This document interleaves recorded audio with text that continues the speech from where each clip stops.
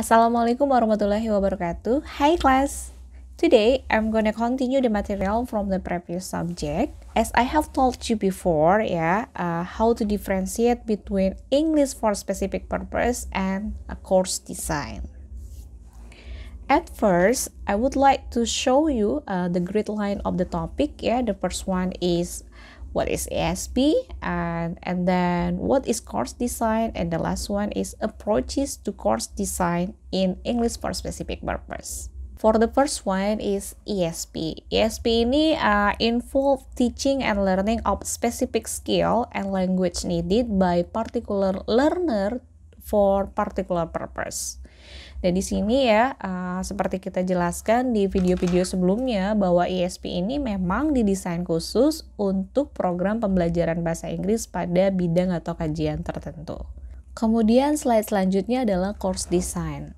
Course design ini atau mendesain kursus atau program pembelajaran bahasa Inggris. Desain kursus ini adalah proses di mana kita akan memperoleh data mentah atau primary data dari analisis tentang kebutuhan pelajar. Jadi kita akan melihat target atau siapa learner kita, calon murid kita. Kita akan lihat kebutuhannya apa. Kemudian dari analisis tersebut kita akan menghasilkan serangkaian pengalaman belajar mengajar yang bisa terintegrasi.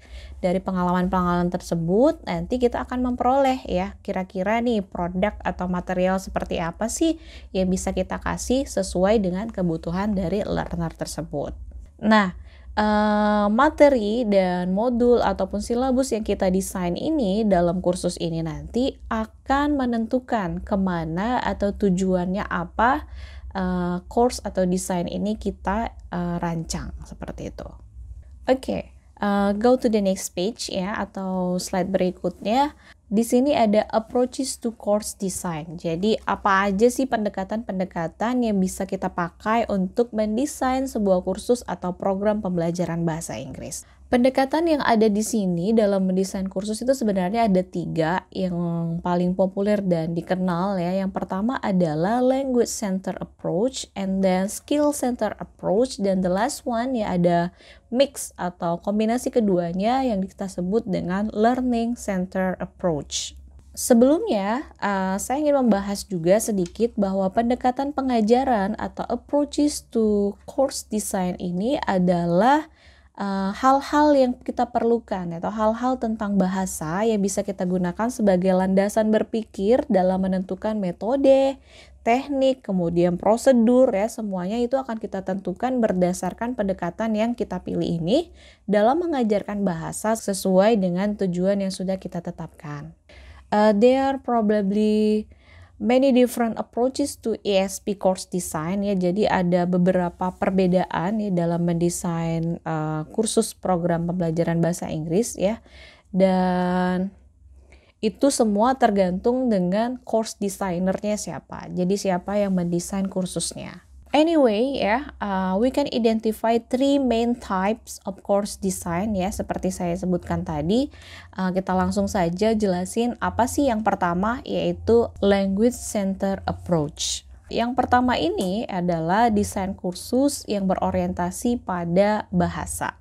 Bagaimana sih sebenarnya cara kerjanya Sebenarnya it is the simplest and the more familiar kind to English teacher. Hampir semua tutor dan guru bahasa Inggris itu familiar sama pendekatan ini, di mana semua program pembelajaran itu dirancang dengan berdasarkan orientasi bahasa. Tapi di sini ada beberapa kelemahan dalam pendekatan ini. Yang pertama adalah kita hanya berfokus pada pelajar dan kebutuhannya. Jadi kita hanya melihat calon mahasiswa kita atau calon siswa kita itu siapa di ESP ini. Kemudian kita akan lihat kebutuhannya apa sih seperti itu. Jadi dia hanya terfokus atau terpusat sama kebutuhan pelajarnya tanpa kita lihat latar belakang atau background dari siapa gurunya seperti itu, siapa teachernya dan siapa tutornya nanti yang akan mengajar seperti itu.